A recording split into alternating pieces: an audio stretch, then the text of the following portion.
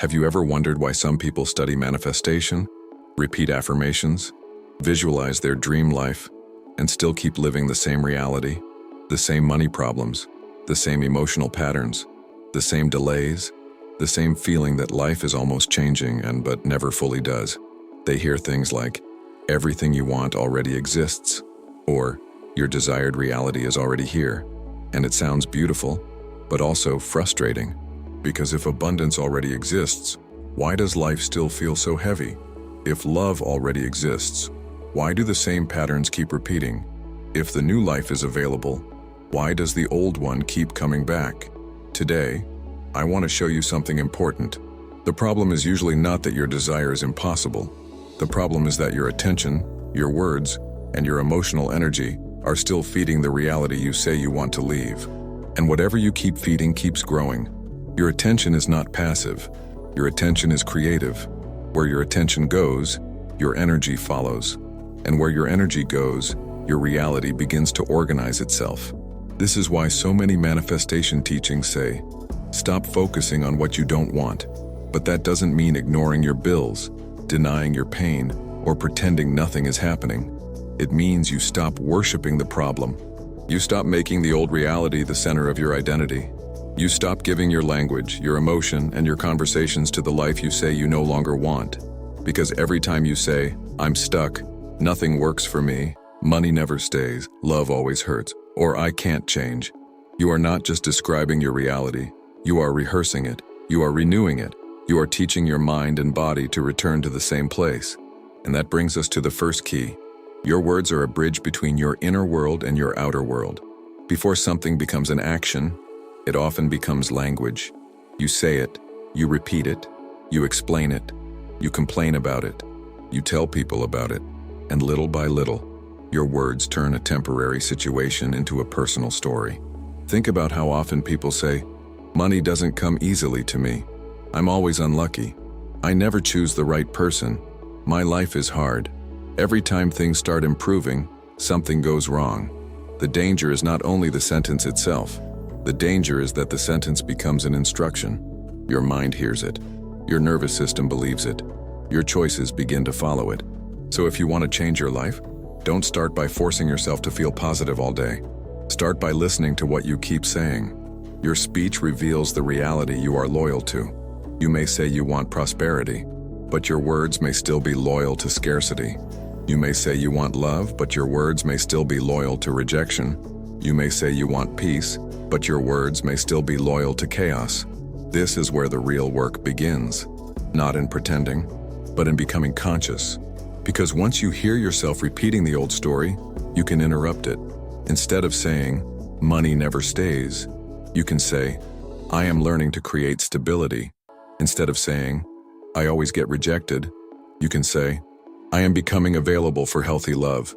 Instead of saying, nothing works for me, you can say, I am opening to a new pattern. You are not lying to yourself. You are simply refusing to let the current reality be the final authority. Now let's talk about the second thing that keeps people trapped. Complaining. Complaining feels harmless. Sometimes it even feels comforting. You have a problem. You tell someone about it. They validate you. And for a moment you feel less alone.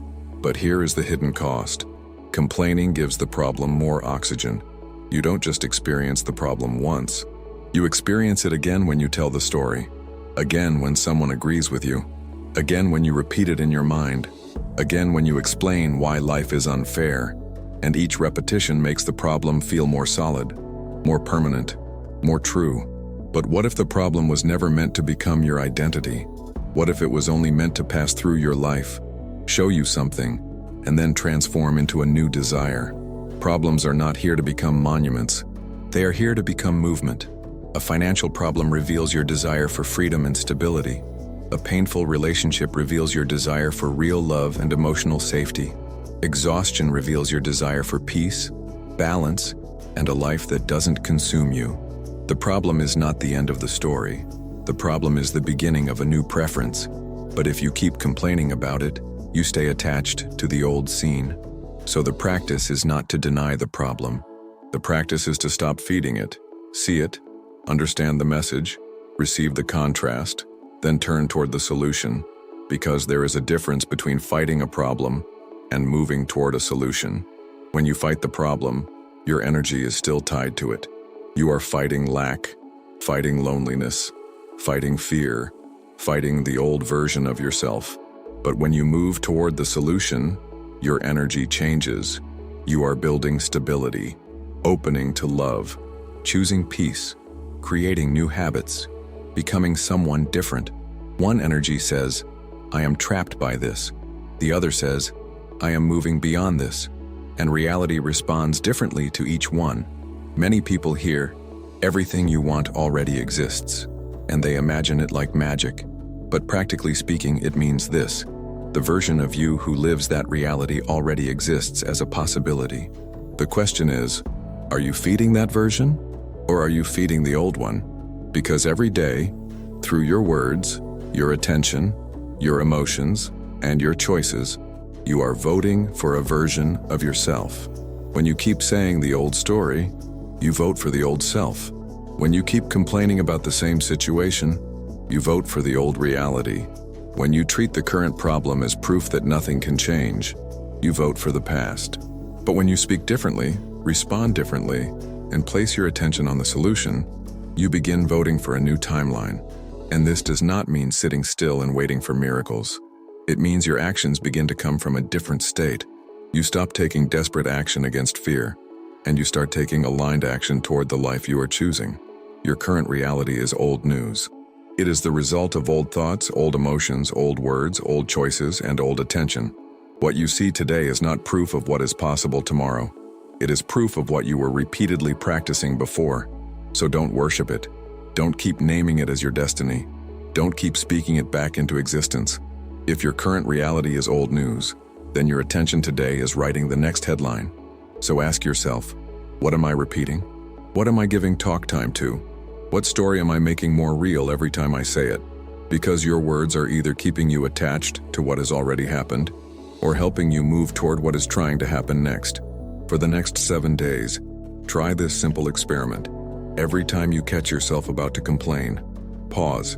Don't judge yourself. Just pause. Ask, am I about to strengthen the problem or open space for the solution? Then replace the complaint with a direction. Instead of, I never have enough money, say, I am learning how to create and keep more money. Instead of, people always disappoint me, say, I am becoming available for relationships that feel honest and safe. Instead of, I'm stuck, say, I am in transition and a new solution is forming. Instead of, this always happens to me, say, this pattern is being interrupted now.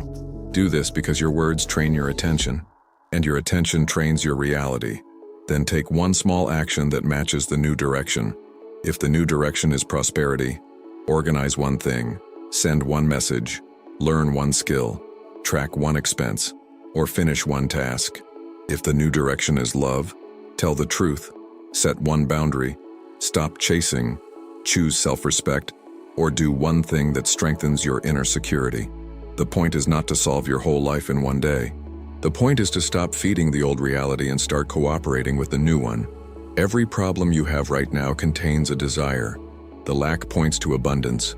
The loneliness points to connection. The confusion points to clarity. The exhaustion points to peace. The rejection points to self-worth. The fear points to freedom. So when a problem appears, don't immediately turn it into a tragedy.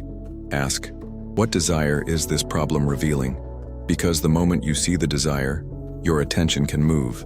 And when your attention moves, your energy moves. And when your energy moves, your choices change. And when your choices change, your reality begins to reorganize. This is why the problem is not your enemy. The problem is a doorway. But you cannot walk through the doorway if you sit in front of it complaining about the wall. You have to turn toward what the problem is asking you to become. More stable, more honest, more disciplined, more open, more trusting, more aligned. That is the real manifestation work.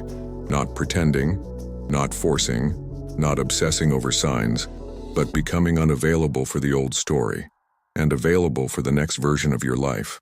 So today, listen to your own words, not with judgment, with curiosity. What reality are they describing? What future are they feeding? And if you notice that your words are still tied to fear, lack, resentment, or hopelessness, breathe. That is not failure. That is awareness. And awareness is the first moment of freedom. You can stop giving the problem so much talk time. You can stop inviting people to agree with your limitation. You can stop turning temporary contrast into permanent identity. And you can begin speaking from the place you are moving toward. Not I am broken, but I am healing. Not I am unlucky, but I am opening to better timing. Not I never receive, but I am learning to receive with peace. Not nothing changes, but something new is already forming. That is how the old reality starts losing power. Not because you fight it, but because you stop feeding it. And when you stop feeding it, it starts to pass. Because problems are not here to stay. They are here to pass. And when they pass, they leave behind the seed of the life you asked for. So the next time you feel tempted to complain about what is not working, pause and ask, what is this showing me that I actually want? Then speak from that answer. Act from that answer. And let your attention move from the wound to the direction. Because the life you want is not waiting for you to be perfect. It is waiting for you to stop repeating the old script. If this message gave you clarity, share it with someone who needs to stop arguing with their current reality and start speaking into the next one.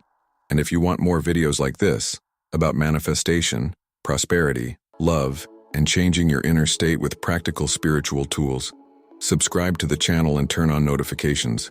Now tell me in the comments, what is one sentence you are ready to stop saying? And what new sentence are you choosing instead?